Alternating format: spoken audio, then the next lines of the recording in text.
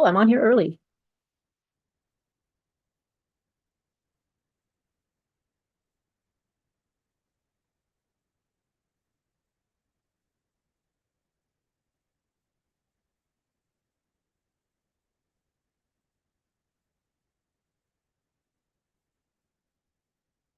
Oh, I'm on here early.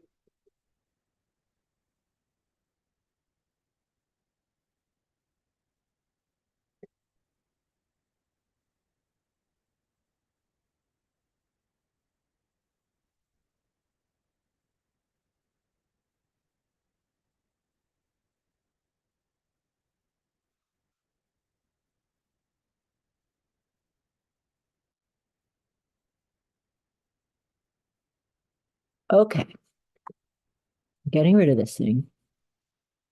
God. Hello.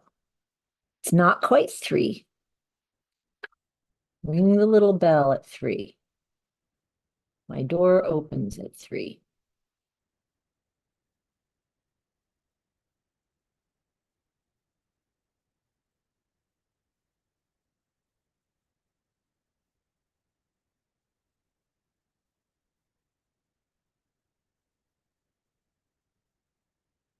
It's 3. Well, my computer says it's 3, but my phone doesn't. I go by my phone.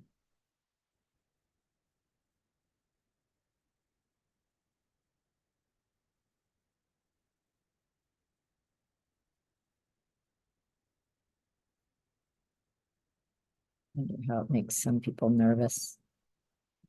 Just have me sitting here doing nothing. It's actually a really great way to start this discussion. It's 3 now. So sitting there doing nothing. And we're talking about the seat, and not only the whole rider is the seat. We are an instrument. But the topic for today is the base of support, which is basically your butt, our butts. It's the triangle of the seat. It's where we sit. It's the seat of our pants. And the best way to illustrate the surface area contact of the base of support is by examining a normal pair of full seat leather full seat breeches. There's the butt surrounded, and then it goes in the thighs and the back of the thighs, but not just down the inseam. I was concerned several years ago, looking through some modern designs or people trying to be smarter than the old designs of breeches for women, and found the material so elastic and small, and the leather part being just down the inseam. The leather part is the whole contact area that's supposed to be in contact with the horse. If it's just a strip of leather down the inseam, what fault of the base of support would that cause or support? So the equipment should be designed for the correct riding, not for the perception of riding. The contact area is not the inseam. And at the end of this broadcast, I don't know how long I'll be on, not very long, unless someone calls in, but that's not planned or discussed. I doubt it's going to happen. The surface area contact, I lost my train of thought. It's not the inseam. It's where the leather is on the pants. And we're told, and I really do want you to think about contact.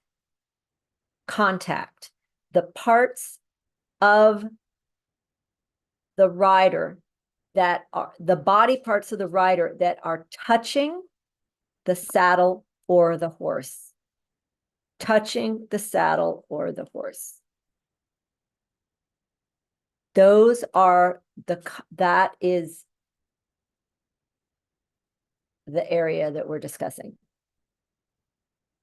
And there is a contact point with the leg on the inside, a couple inches beneath the boot.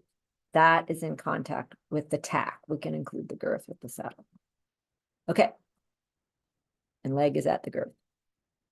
And your leg will be at the girth when your base of support is correctly assembled and arranged. The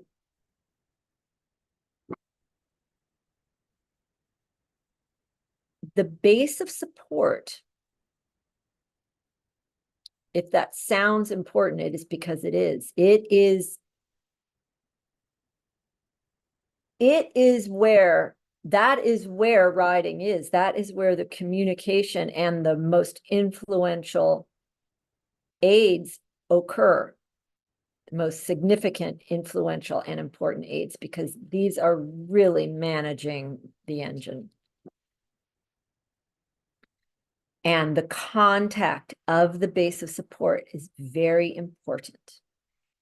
When I came out of jumpers and I came up through hunters, it took me a long time to establish a more correct base of support, because the American system erroneously is training hunter jumper riders who do not start seated and don't even know how to sit canter. Now there's a strange posting in canter. And since that isn't installed early on, it creates a very bad handicap for good progress. What is supposed to happen is that the rider learns to sit.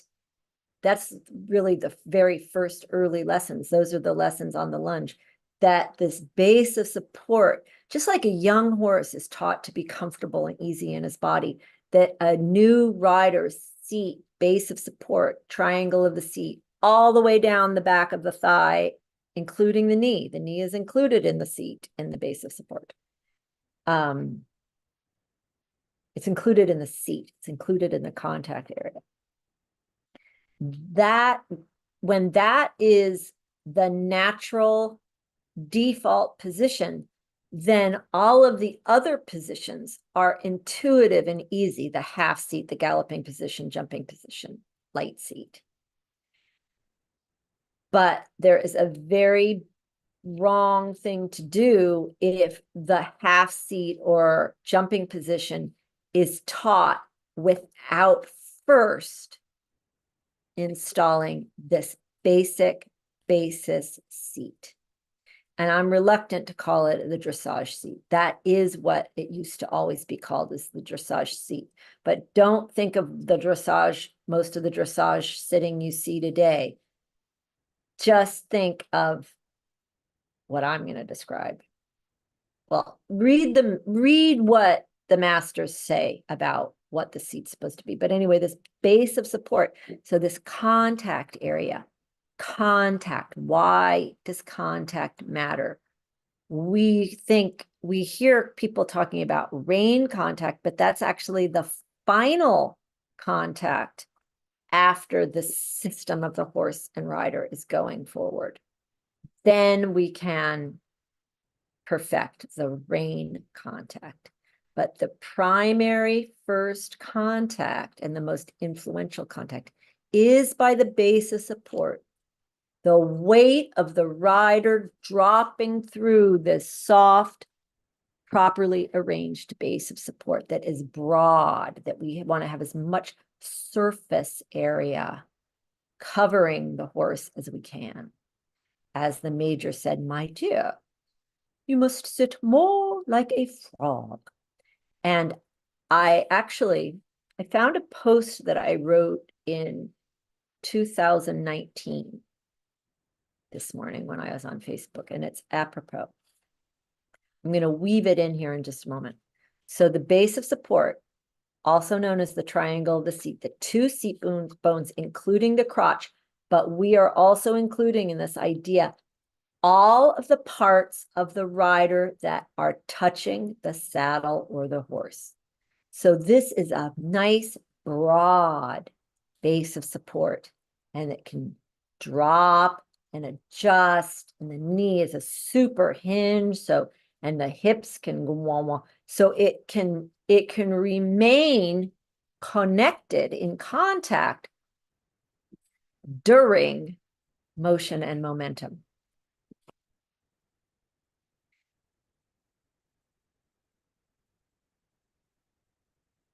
Base of support, sitting. Now, we are always thinking about our equitation, or the rider's position, the arrangement of the rider's body, as it pertains to the natural aids that are felt and the horse's way of going, which is always going to be forward straight. What does this mean for sitting?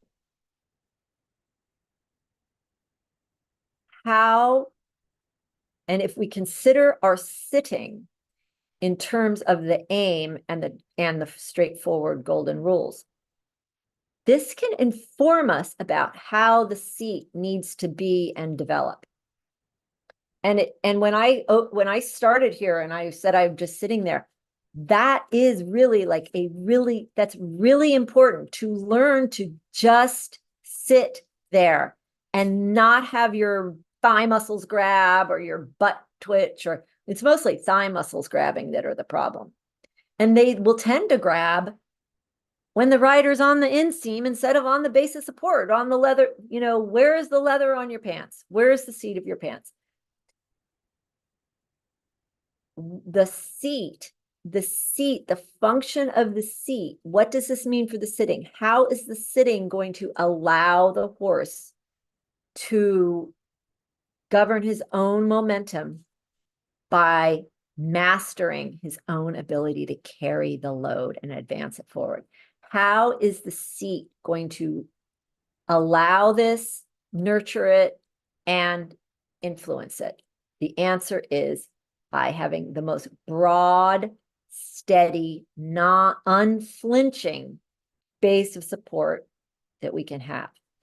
We need the tissue of the seat to be soft and resting just by its weight, just literally sitting there. Just sitting. It's a really tall order. I'm going to read what I found in this post this morning. When the hindquarters successfully engage, the rib cage and flanks of the horse will expand. So when the hindquarters, the angles of the bones in there drop by accepting load, the rib cage, did you say me inhale and my rib cage swell? The rib cage and flanks will expand. So the rider's seat needs to be more broad in the front of it than where the skinny little butts sit. It's called the open seat. This is logical, right? Does that make sense? So if the rib cage and flanks of the horses are going to expand during collection, the rider must learn to remain in and then to use this open seat. The best language describing this is in the master work, Gymnasium of the Horse. It's the Bible of riding. Other masters say that it's the Bible of riding, not me. And this thing I'm talking about in particular, this base of support that has some other qualities, but we're just going to stick with this and keep it simple, is on page 34 of Gymnasium. And he references it as the open seat. The major told me, my dear, you must sit more like a frog.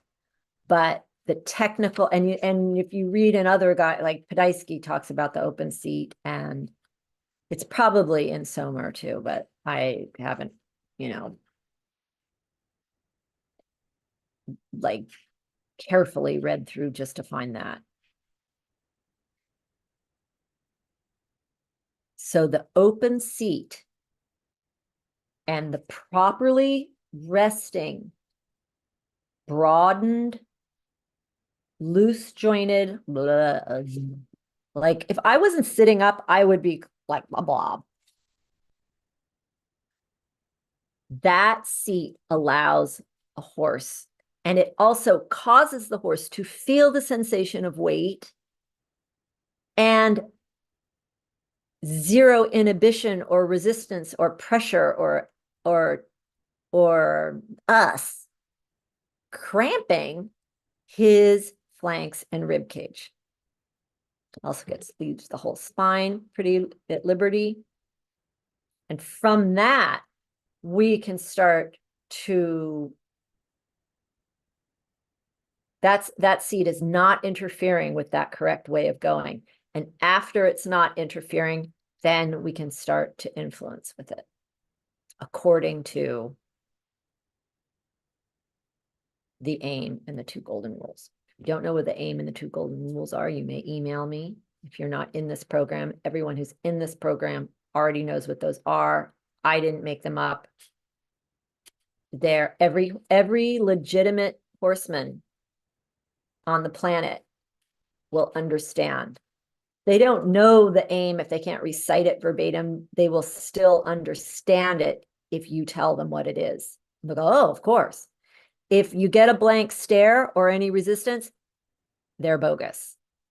And the 2 golden rules are ride your horse forward and set him straight, forward straight. These 2 golden rules. So the open seat and the space of support I'm talking about, this educated, it has to be trained because the human body is going to want to hold on. Things start happening and it's going to grab, whether it's with the knee or the thighs or the everything. It has to be taught. You just sit there.